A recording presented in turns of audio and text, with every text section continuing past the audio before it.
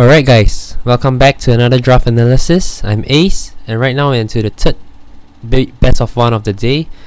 Earlier I mentioned it was the first best of one, but I think I missed the first game, which was between SG-esports and Immortal.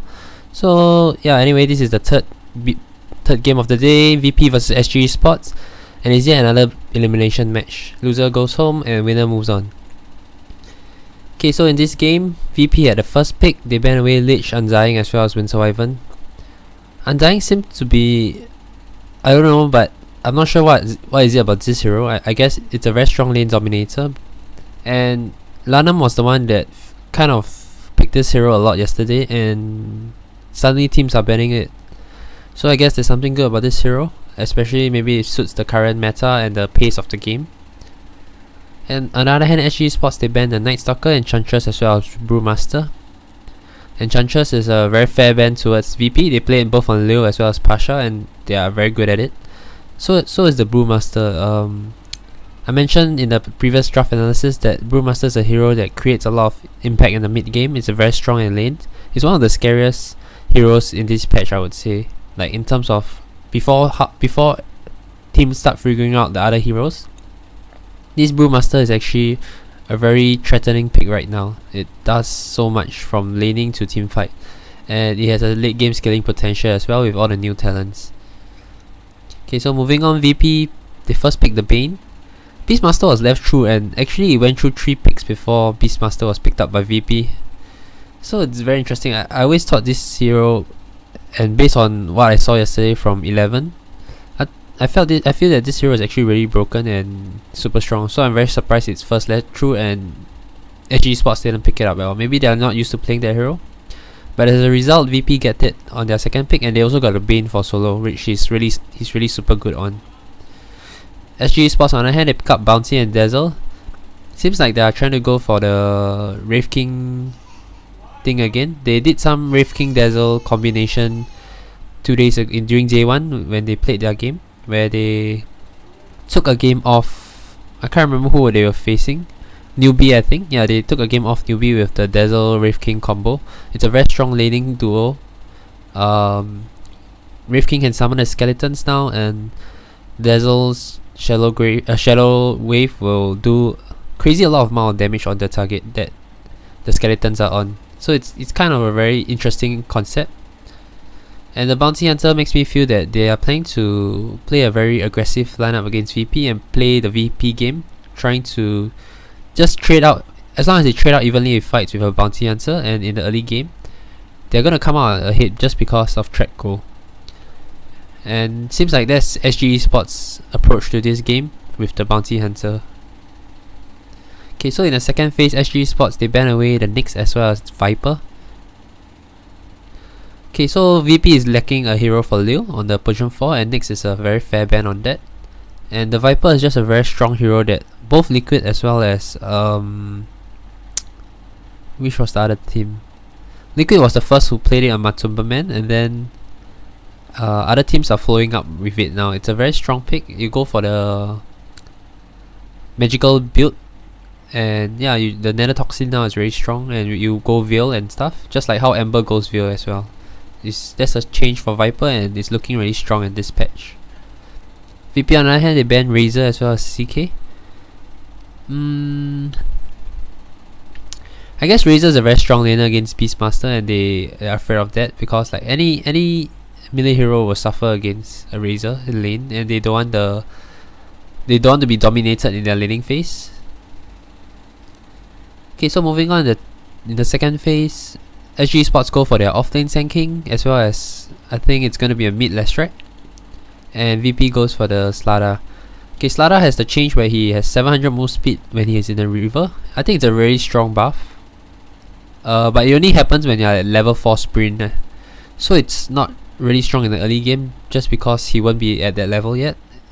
And yeah, you'll take him until level 7 to get it, assuming he max sprint instead of stun, which I think he will, just because of the additional changes to it. And all in all, it's actually still a very I think it's going to come back as one of the potential strong 4 heroes. Another strong 4 hero I can think of right now, I will expect to see more, but it's probably going to be team specific, is the Patch. The ability to hook rune and get refunded for your mana is actually a very strong concept, I would say. The SG-esports lineup right now, they're telling me they really want to fight and take fights into pushes.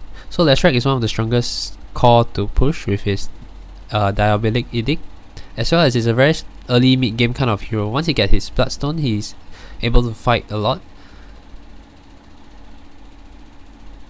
The only worry I have now is, I was about to mention that VP is going for the Lifestealer because they already have the Slada, and Lifestealer is actually a very, very strong combo.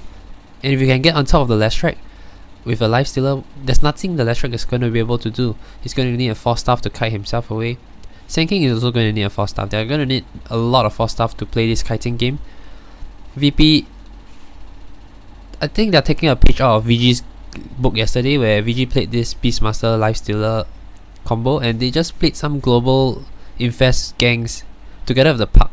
So they were like all over the map with the Hawks. They were Boots of Traveling to the Hawk, with the infest gangs on the Lifestealer, Beastmaster blinks in, Raw, and it was pretty much impossible to play on the side. So VG used that to shut down VP yesterday, and VP looks like they're going to use this strat, and the heroes are very comfortable with them. Ramses is a very good Lifestealer player, Pasha is a very good Beastmaster player, so this is going to suit them very well as well, and they're definitely going to be able to shut down SG-esports.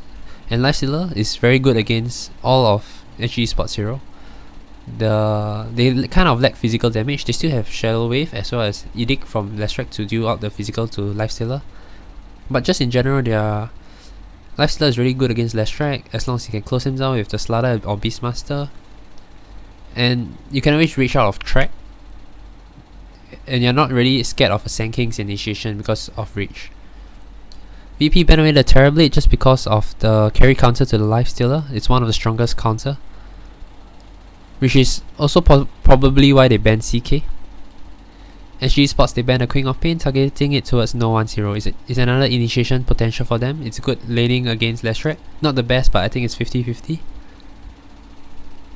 So yeah, I think VP's lineup right now is very strong, and SG-esports with this Leshrac core up against a Lifestealer, I'm not sure how much they can actually get it done. We gotta see their last pick to see if they can actually match up. And now with this Mirana, just a very stable pick all around. And right now he has the triple leap in the lane. Very hard to gank. Oh, I'm really afraid for SG-esports here. Back at 7.06, they like to go for like last pick Arc Warden. I'm not sure if this is the game for it. Arc Warden is not very strong when you have in your face heroes like Slada with Lifestealer Bomb, as well as Mirana who can leap inside the ball, the defensive ball that you can create. So right now, SG-esports, they have 50 seconds. I really think they need some super strong pick here. Maybe TA? But TA is not that strong also because you have Beastmaster with all his summons who can just break through your refractions. It's not going to do a lot. Oh, you can tell that SG-esports tried to draft a very early game orientated lineup, so they want to match with VPs on their aggression. And they even have the Bounty Hunter hoping to win fights, or at least break even in the fights early on and in the mid game fights, so that they can just come out on top. But just looking at VP's lineup, it just feels impossible. Like, I can't think of one hero that can change the tide to SG's favor. They actually go for this PL. I don't think it's gonna be enough. Yes, it's good against like all these single target bursts from VP, but Mirana is very good against dealing with illusions. He's gonna, if he builds like Mjolnir and stuff, Lifestealer can also build Mjolnir, and if Slada can get the initiation on PL, he's gonna die before he gets his doppelganger off. Yes, you have Grave and stuff, but if your PL is at no HP, how is he gonna come back into the fight? It's probably the next best thing that SG can go for, and which is also why they took so long to actually make their decision. But I'm still afraid that I don't think it's gonna be enough. This reminds me of the draft where Secret was against VP in the ESL Grand Finals. VP's lineup was super early game. They had all the laning potential. I actually wrote a draft analysis on cybersports.com. You can go check it out if you haven't. I'll leave it in a link below in the YouTube, the description. You can check out the article. Secret picked picked the PL last pick as well, which is probably the best pick they could have picked at the point of time. It gave Secret their win condition, but it's just that VP's laning was too strong. They drafted their heroes to win every single of their lanes, and if the game can go to the late, like scale all the way to the late, and PL will be untouchable, but it's just impossible to reach that phase just because of how the laning phase goes for VP and how aggressive they're gonna play in the mid game. So I feel this is a very, very similar game plan to VP, and they're gonna execute. And I don't think SG is as strong as a team as Secret in terms of execution. I mean, it's a new patch and it's a new SG has been looking really strong now, but I really don't think it's good. If it's really difficult for them to make this draft work out, in my opinion.